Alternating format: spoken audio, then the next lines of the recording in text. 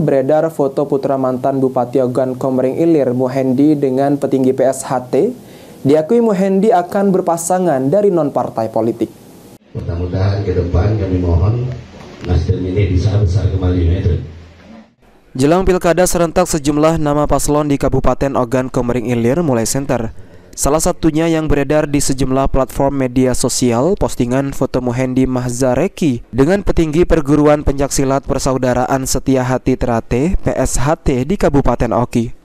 Bakal calon Bupati Ogan Komering Ilir Muhendi usai melakukan kunjungan ke Rumah Sakit Kayu Agung mengakui bahwa memang dirinya memilih pendamping bakal calon wakil bupati dari non-partai.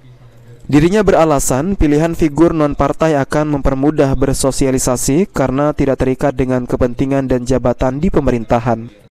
Memang kita kemarin sudah berkomunikasi dengan beberapa partai politik dan semakin dekatnya hari kita juga harus segera memutuskan.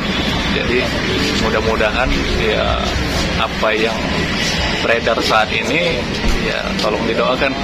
Jadi pasti akan diumumkan tanggal dan waktunya dan tentu beserta seluruh partai politik yang akan mendukung.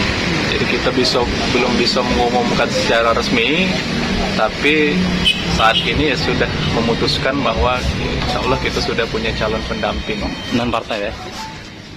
Non-partai.